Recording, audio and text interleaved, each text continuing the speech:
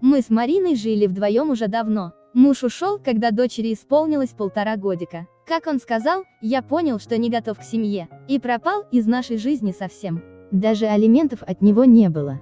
Хотя я несколько лет ходила по судам, даже пыталась беседовать с ним лично. Но результата никакого. Я старалась дать дочери все самое лучшее, но разве на зарплату воспитателя разгуляешься?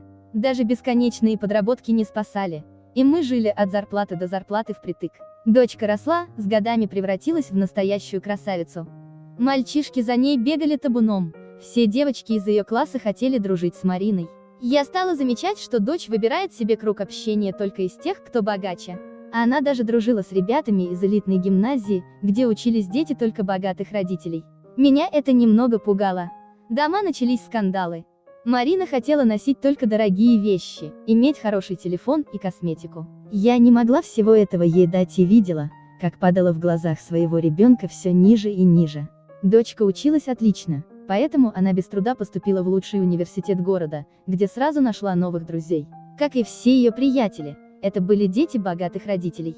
Марина часто плакала, что у нее простая одежда и дешевый телефон. Мне это надоело, и я сказала, что в 19 лет можно и пойти работать, зарабатывая на все свои желания. В ответ я услышала, что она просто выйдет замуж за богатого парня. Я стояла оглушенная. А как же чувства? Любовь? Взаимное уважение? Марина рассмеялась мне в лицо. Какая любовь, мама?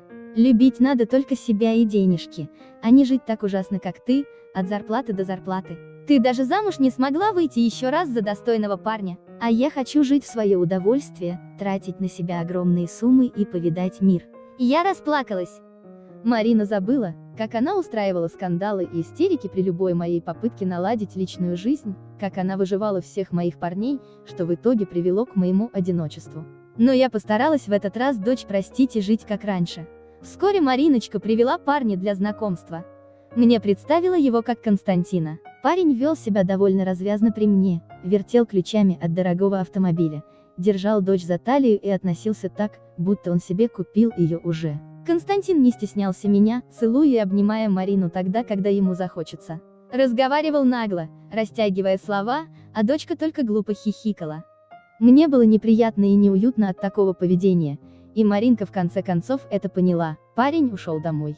После того, как дверь за Костей закрылась, меня ждал невероятный скандал.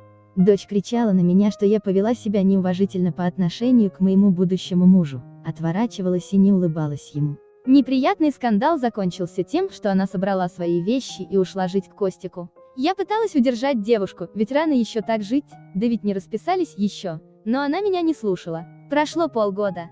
Я уже привыкла жить одна, дочь мне совсем не звонила. Я знала, что у нее все хорошо, моя подруга, преподаватель в ее университете. Маринка занятия не пропускала, училась хорошо. Поэтому я была спокойна. Я смогла немного накопить денег, чтобы сделать ремонт в квартире. Уже прикидывала, какой стиль интерьера выберу, и какие обои подойдут для коридора, как вдруг вернулась дочь. Она просто позвонила в дверь, я открыла. Марина тихим и бесцветным голосом спросила разрешения войти. В руках у стильно одетой девушки я увидела тот же старый чемодан, с которым она ушла из дома. Через некоторое время мы смогли поговорить. Дочка сказала, что я была во всем права, невозможно жить без любви. Константин, хоть и покупал девушке все, что она хотела, относился к ней как к рабыне, изменял, унижал и обзывал ее.